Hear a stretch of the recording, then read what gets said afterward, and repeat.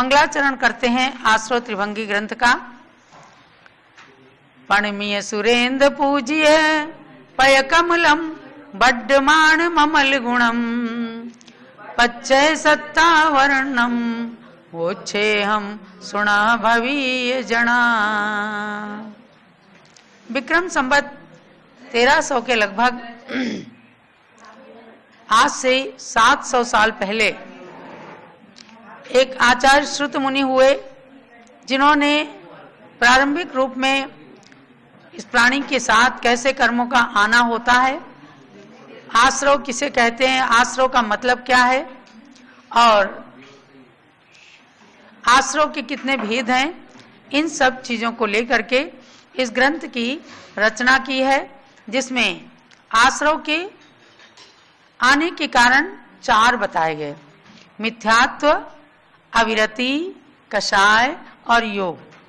तो मिथ्यात्व के 5 भेद होते हैं, अविरति के 12 भेद होते हैं, कषाय के 25 भेद और योग के 15 भेद, और इन चारों का जोड़ मिलकर के 57 होता है।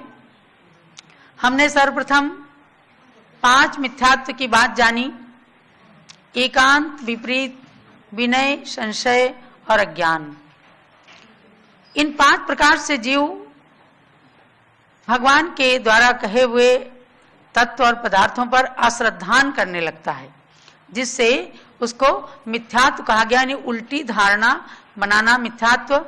उसके बाद अविरति की बात आई, 5 इंद्रिय और 1 मन, इनको अनुशासित नहीं रखना, इनके वश में रहना, इनसे विरक्त नहीं होना, इनका असंयम होना, ये कहलाता है इंद्रिय असंयम। और 5 प्रकार के स्थावर जीव और 1 तरस जीव, इन 6 प्रकार के प्राणियों के प्रति असंयम रखना, इनकी हिंसा से विरक्त नहीं होना, तो ये भी अविरति कहलाती है। तो 6 प्रकार का इंद्रिय असंयम और 6 प्रकार का प्राणी असंयम, ऐसे अविरति के 12 भेद हुए। अब हम आते हैं कषाय पर। कषाय जो एक कॉमन शब्द है, ये बड़ा कसाई है, ऐसे बोल देते हैं, या हर जीव के साथ कषाय लगी हुई हैं। तो आत्मानम कसति इति कषायः। अब हम आते हैं कषाय की तरफ कि आत्मा को जो कषता है। तो कषना ये हिंसार्थक कष धातु से कषाय शब्द निष्पन्न हुआ है, अर्थात सम्यक्त्वादि विशुद्ध परिणामान कषति हिनस्ति इति कषाया, यानी कि सम्यक्त्वादि विशुद्ध परिणामों को जो प्रकट नहीं होने देता, उनको बांध देता है, उनको कषता है, उनकी हिंसा करता है, तो उसको कहते हैं कषाय। ये सैद्धांतिक परिभाषा है। अब आश्रव त्रिभंगी में 5वें नंबर की गाथा पर चलते हैं। अणमपच्चक्षाणम पच्चक्षाणम तहेव संजलनम को मानो माया लोहो सोलस कसाये दे। सामूहिक रूप में गाथा का उच्चारण करेंगे। अणमपच्चक्षाणम पच्चक्षाणम तहेव संजलनम को मानो माया लोहो सोलस कसाये दे। अनम प्रत्याख्याना तथैव संज्वलना क्रोधो मानो माया लोभा सोडस कसाया एते। पहले कसाय का लक्षण जानना है कि आत्मा को जो कसे, आत्मा के विशुद्ध परिणामों को जो प्रकट नहीं होने दे, उनकी हिंसा कर दे, अर्थात उन्हें अप्रगट रखे, उनको प्रकट नहीं होने दे और परिणामों को मलिन रखे, उसको कहते हैं कषाय। अब उस कषाय के 4 भेद होते हैं: क्रोध, मान, माया और लोभ। यह अधिकतर लोग जानते हैं। अब इसके माध्यम से कषाय के 16 भेद पहले बताए। अणम पच्चक्षाणम, अनम, अन माने अनंतानुबंधी, यानी जो 4 कसाय हैं इनको पहले अनंतानुबंधी में घटित कीजिए। अनंतानुबंधी क्रोध, अनंतानुबंधी मान, अनंतानुबंधी माया और अनंतानुबंधी लोभ। पुनः अब अप्रत्याख्यान, अप्रत्याख्यानावरण क्रोध, अप्रत्याख्यानावरण मान, अप्रत्याख्यानावरण माया और अप्रत्याख्यानावरण लोभ। फिर आया प्रत्याख्यान तथैव संज्वलन। ऐसे ही चारों भेदों को लेकर के प्रत्याख्यानावरण कसाय आती है। प्रत्याख्यानावरण क्रोध, प्रत्याख्यानावरण मान, प्रत्याख्यानावरण माया और प्रत्याख्यानावरण लोभ। संज्वलन, संज्वलन क्रोध, संज्वलन मान, संज्वलन माया और संज्वलन लोभ। ये कसाय के 16 भेद हुए। अब कसाय में ही 9 कसाय को भी गर्भित किया। जब कसाय की 25 भेद करते हैं तो 16 कसाय और 9 कसाय। 9 कसाय का मतलब क्या है? ईशत कसाय। 9 माने ईशत कसाय, यानी कसाय की अपेक्षा जिनमें कुछ मंदता रहती है, कुछ कम कसाय हो, उसको कहते हैं 9 कसाय। ये 9 कसाय 9 होती हैं। हास्य, रति, अरति, शोक, भय, जुगुप्सा, स्त्रीवेद, पुरुषवेद और नपुंसक वेद है कसाय। लेकिन ये ईशत कसाय माने कुछ कम कसाय के रूप में जीव के साथ लगी रहती हैं, तो इनको भी कसाय के साथ गर्भित किया है। तो अगली गाथा में इनके नाम दिए हैं। हस्सरदि अरदि सोयम, भयम जुगंछाय इति पुंबेयम, भयं जुगंछाय इति पुंबेयम, संडम्बेयम चतः, संडम्बेयम चतः, नव एदेनो कसायाय, नव एदेनो कसायाय। वही नाम दिए हैं। फिर से एक बार सब लोग सामूहिक रूप में पढ़िएगा। हस्सरदि अरदि सोयम, भयं जुगंछाय इति पुंबेयम, संडम्बेयम चतः, नव एदेनो कसायाय। हास्यम रतिः अरतिः, शोकः भयं जुगुप्सा च स्त्री पुंबेदौ, संडो वेदः च तथा नवैतेनो कषायाश्च। हास्य, रति, अरति, शोक, भय, जुगुप्सा, स्त्रीवेद, पुरुषवेद, नपुंसक वेद, ये 9 कसाय 16 के साथ मिलकर 25 कसाएं होती हैं। तो इनसे आश्रव होता है। माने क्रोध किया, आत्मा के गुण का घात हो गया, तो ये क्रोध का आना अशुभ कर्म का आश्रव है। मान का आत्मा के साथ आना अशुभ कर्म का आश्रव है। अब वो बात है कि इनके उत्कृष्ट, जघन्य, ये सब भेद हो जाते हैं। उत्कृष्ट क्रोध किसी को आया, अत्यंत क्रोध, तीव्र क्रोध, तो उसको तीव्र कर्म का आश्रव हो जाता है। इनके भी गोमट सार जीव कांड के अंदर इनकी शक्ति को भी बताया है कि क्रोध भी 4 प्रकार का है। पत्थर की रेखा के समान, पत्थर पर रेखा खींच दो, बहुत समय तक रहती है, उसको मिटाना बड़ा कठिन होता है। तो अनंतानुबंधी क्रोध जो है पत्थर की रेखा के समान है। और दूसरा है पृथ्वी की रेखा के समान। पृथ्वी पर कोई रेखा खींचो तो पत्थर से थोड़ा कम भले ही हो, लेकिन वह भी काफी दिन तक रहता है। और तीसरी कसाय है प्रत्याख्यानावरण क्रोध, तो उस रेखा को उपमा दी है धूली की रेखा के समान। धूल में कोई लाइन खींचते हैं तो तब तक वो लाइन बनी रहती है जब तक वो धूल मिटती नहीं है। यानी हवा आई या किसी ने पैर रख दिया, हाथ से मिटा दिया तो रेखा मिट जाती है। ऐसी है प्रत्याख्यानावरण क्रोध की वासना काल उसका। और संज्वलन क्रोध कैसा है? जल की रेखा के समान। जल में रेखा खींचो तुरंत नष्ट हो जाती है। तो कषाय कौन सी अच्छी? चारों में से कौन सी कषाय अच्छी है? कषाय सब बुरी हैं, लेकिन कंपैरेटिवली संज्वलन कषाय ठीक है, क्योंकि अनंत अनंत यानी कि अनंतानुबंधी का जिसके उदय आ गया तो समझो कि वो चाहे क्रोध हो, चाहे मान हो, चाहे माया हो, चाहे लोभ हो। मैं इसकी डिटेल में आपको मान को भी 4 प्रकार से बताऊंगी कि इस तरह से क्रोध को आप जाने कि तीव्र क्रोध में आकर के प्राणी दूसरे का घात तो बाद में करता है, अपना घात उसका पहले हो जाता है। देखो मरुभूति और कमठ में क्या था, उत्कृष्ट क्रोध एकदम कि पहले तो कमठ ने मरुभूति की स्त्री के साथ व्यभिचार किया। जब राजा ने उसे दंडित कर दिया तो तापसी आश्रम में जाकर शिला को ऊपर हाथ में लेकर तपस्या करने लग गया, लेकिन क्रोध की अग्नि में एकदम झुलस रहा था। और मरुभूति बेचारे जब आए, पता चला कि मेरे भाई को ऐसे दंडित किया गया है, वे अपने भाई को मनाने के लिए गए कि उसे कितना दुख हो रहा होगा, उसे राजा ने दंडित कर दिया।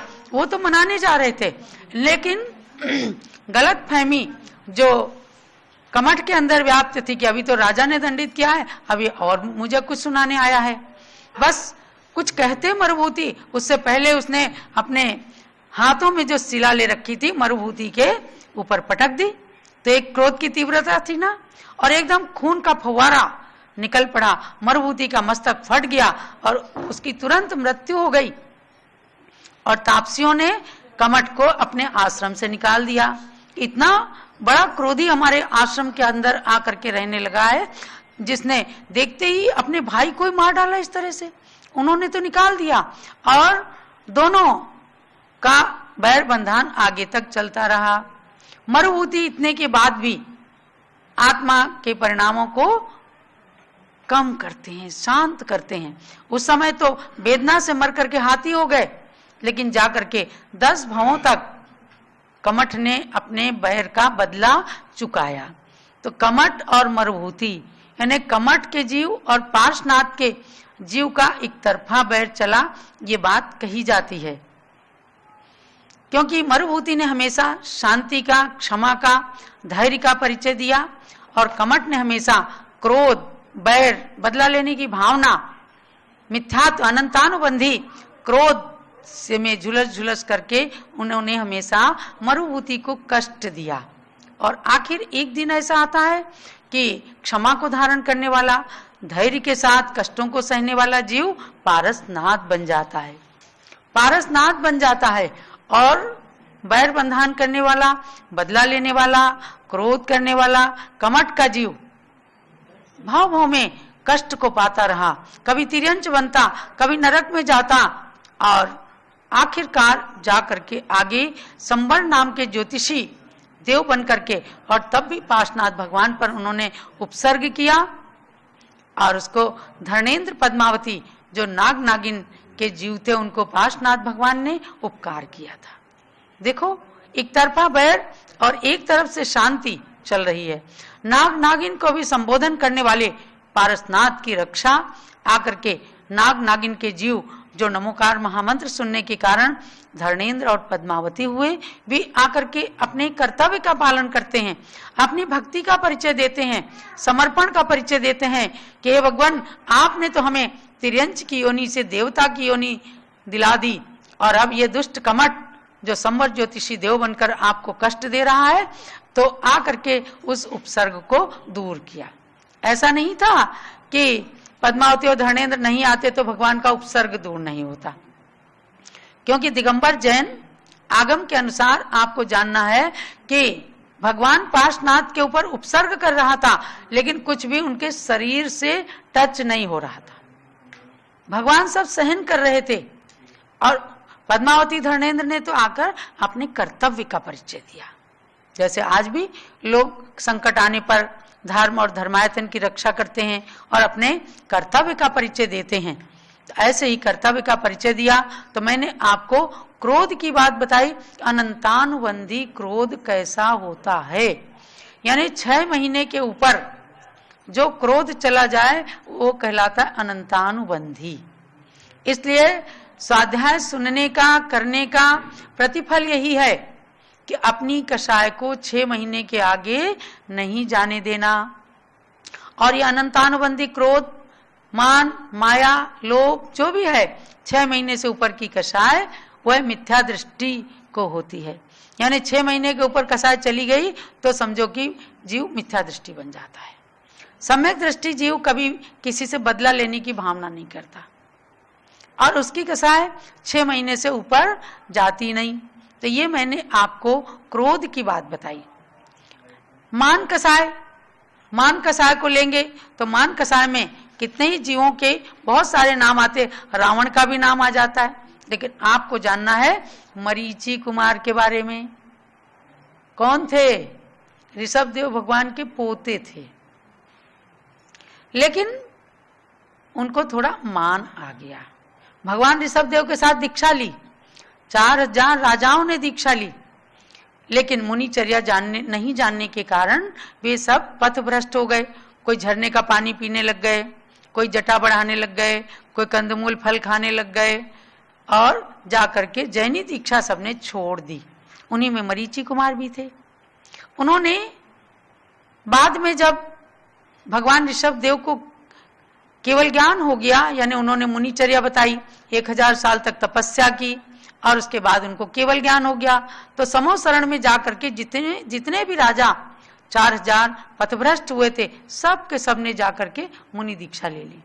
मरीचि कुमार नहीं गया, क्योंकि उसने भगवान की दिव्य ध्वनि में सुन लिया था, किसी ने आगे बता दिया कि भाई आप तो आगे जाके अंतिम तीर्थंकर महावीर होने वाले हो।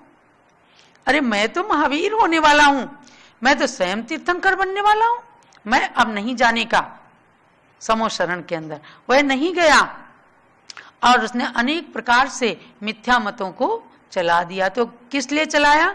मान में आकर के उसके अनंतानुबंधी मान का उदय आ गया और उसने आत्म स्वरूप को नहीं पहचाना। महावीर पुराण, उत्तर पुराण, भगवान महावीर का चरित्र पढ़ करके देखें। पूज्य ज्ञानमती माता जी ने भगवान महावीर कैसे बने छोटी सी पुस्तक लिखी है। आप उसमें देखिए कि भगवान महावीर ने 34 भवों तक, मरीचि की पर्याय से लेकर 34 भव तक किस प्रकार से नरक को भी प्राप्त किया, निगोद की अवस्था को भी प्राप्त किया, स्थावर काय में भी गए, त्रस में भी गए, शेर भी बने और आगे जा करके उनको बोध नहीं हो रहा था। लेकिन जब महावीर बनने का समय आया, उससे 8 भव पूर्व से सिंह की पर्याय से उनको बोध हुआ और वह भी हुआ मुनिराज के निमित्त से। तो ये अनंतानुबंधी मान की बात मैंने बताई कि राजकुमार बन करके भी, तीर्थंकर के कुल में जन्म लेकर के भी उत्कृष्ट मान का उदय आ गया मरीचि कुमार को। तो असंख्यात भवों तक त्रस स्थावर योनियों में भटकते रहे, खूब दुख उठाया और कालांतर में जाकर उन्होंने सिंह की पर्याय से रिद्धिधारी मुनिराज के उपदेश को सुनकर सम्यक्त धारण किया, 5 अणुव्रतों को धारण किया और अंत में मर करके स्वर्ग गए। फिर उनके 8 भव, स्वर्ग में जाना, मनुष्य भव धारण करना, फिर एक बार सिंह की पर्याय में आए। लेकिन बोध हो जाने से फिर जब सम्यक्त हो जाता है तो संसार भ्रमण समाप्त होने लगता है, क्योंकि सम्यक्त होने के बाद जीव अधिक से अधिक 7-8 भवों से ज्यादा फिर संसार में परिभ्रमण नहीं करता, वो मोक्ष की ओर अग्रसर हो जाता है। ऐसे इस कषाय को जानना है हमें कि कषाय के जो भेद हैं, इसमें थोड़ा मैं समय लगाऊंगी, क्योंकि आज हर प्राणी के अंदर कषाय की तीव्रता बढ़ती जा रही है। बच्चे भी आपके गेम खेलते हैं और ठनाठन उसमें कोई गोली चलाते हैं, बंदूक चलाते हैं और बिना मतलब बैठ करके संकल्पी हिंसा करके और असीमित क्रोध, मान, माया, लोभ इनमें लिप्त होते जाते, पता ही नहीं रहता। क्योंकि आज युग ऐसा आया है, आधुनिकता की होड़ में कोई समझ नहीं पाता। एक बच्चे को जब हमने कहा कि बेटा आप बैठे बैठे केवल संकल्पी हिंसा कर रहे हैं, ना कोई मर रहा है, ना आप मार सकते हो, लेकिन कंप्यूटर पे बैठ करके आप जो ये संकल्प पूर्वक जीव को मार रहे हो और उसमें आनंद ले रहे हो, तो ये हिंसा नंदी नाम का रौद्र ध्यान चल रहा है। अरे वो बच्चा कांप गया और बोले कि उससे क्या होता है माता जी? हमने कहा नरक में जाना पड़ता है, पशु की योनि में जाना पड़ता है। तो उस दिन से हिंसा के गेम उसने खेलना बंद कर दिया। तो ऐसे अविरति के अंदर जो विरक्तता नहीं आती है, पुनः कषाय की ओर बढ़ करके जीव अनंत अनंत भवों में अपने कर्मों को संचित करता रहता, अशुभ कर्मों को। इसलिए प्राणी बोध को प्राप्त नहीं हो पाता। तो आज कसाय के 25 भेदों में से मैंने आपको अनंतानुबंधी क्रोध और अनंतानुबंधी मान से होने वाले जो दुष्परिणाम है उनके बारे में उदाहरण के साथ में बताया है। तो अपने को निष्कषाय जब बनेंगे तब बनेंगे, लेकिन अभी कषायों को कम करने की बात जरूर करना है कि ताकि कम से कम हम नरक जाने से बच जाएं। तो 6 महीने से ऊपर कषाय को नहीं करना। आज के स्वाध्याय का ये सार समझना। और लोभ की बात भी आती है। मायाचारी, मायाचारी किसे कहते हैं? मन में कुछ और वचन में कुछ और होता है। तो आपको जो मैंने बताया कि क्रोध जो है अनंत अनंत भावों में बैर बंधन कराने वाला जो क्रोध है उसको कहते हैं अनंतानुबंधी, अनंतानुबंधी क्रोध। और 6 महीने से पहले यानी कि 1 दिन से लेकर 6 महीने के अंदर अंदर जो क्रोध जाता है उसको कहते हैं अप्रत्याख्यानावरण क्रोध। और जो 15 दिन तक रहता है उसको कहते हैं प्रत्याख्यानावरण क्रोध। और जो अंतर मुहूर्त केवल एक समय से लेकर 48 मिनट तक कोई कषाय आई, आपने कभी कभी संतों को भी गुस्सा करते देखा होगा शिष्यों पर या अनुशासन आदि करने के लिए, तो लोग सोचेंगे अरे महाराज को भी इतनी कषाय है। लेकिन आपको समझना है कि इनकी कषाय कितनी देर की है। शिष्य को सन्मार्ग पर लाने के लिए संजलन कषाय है। बस तुरंत प्रतिक्रमण सामायिक होता है, मिथ्या में दुक्कडम हो जाता है और वे दुष्टत मिथ्या होते हैं। दूसरी बात क्या है, अनुशासन में शिष्य को या पुत्र पुत्रियों को या घर के अंदर बच्चों को जो गुस्सा करके सन्मार्ग पर लाया जाता है तो वह कषाय नहीं होती। वह कषाय होकर के भी वह निष्कषाय कहलाएगी। और दूसरी बात, सन्मार्ग पर लाने के लिए जैसे कोई कुम्हार घड़े को ऊपर से ठोकता है और अंदर से हाथ लगा के रखता है, तो प्यार वाला गुस्सा कि घड़ा गोल हो जाए, अच्छा हो जाए, उसमें कोई छेद न रह जाए, उसमें कोई कमी न रह जाए। ऐसे ही गुरु लोग शिष्य को ठोक बजाने के लिए और उसे सन्मार्ग पर लाने के लिए, अच्छा बनाने के लिए ऐसा करते हैं। परिवार के अंदर भी माता पिता हित की बातें करते हैं तो ये कषाय अच्छी वाली कषाय, शुभ और अशुभ दोनों सब चीज में मानना। तो इस विषय को आगे प्रकरण को बढ़ाते हुए गोमटसार जीवकांड के आधार से भी और आश्रव त्रिभंगी का तो चल ही रहा है, चार्ट के माध्यम से भी आपको यही बताना है। आत्मानम हिनस्ति कसति व कषाया, आत्मा के गुणों को जो घात करते हैं, कसते हैं, हिंसा करते हैं, गुणों को प्रकट नहीं होने देते, ऐसे कषाय होते हैं। उन कषायों को कम करके धीरे धीरे निष्कषाय बनने की ओर अपने को अग्रसर होना है। यही आज के स्वाध्याय का सार समझना। जावाणी के ज्ञान ते सूझे लोकालोक, सोवाणी मस्तक चढ़ो सदा देता हूँ दोग। हे जिनवाणी भारती तोई जपो दिन रैन, जो तेरी शरणा गए सो पावे सुख चैन। ज्ञानमती को नित्य नमो, ज्ञान कली खिल जाए, ज्ञान ज्योति की चमक में जीवन मम मिल जाए। जलोदात सांगमयी जिनवाणी माता की जय। पूज्य गणी प्रमुख श्री ज्ञानमती माता जी की जय। पूज्य प्रज्ञा सुमयारिका श्री चंदनामती माता जी की जय।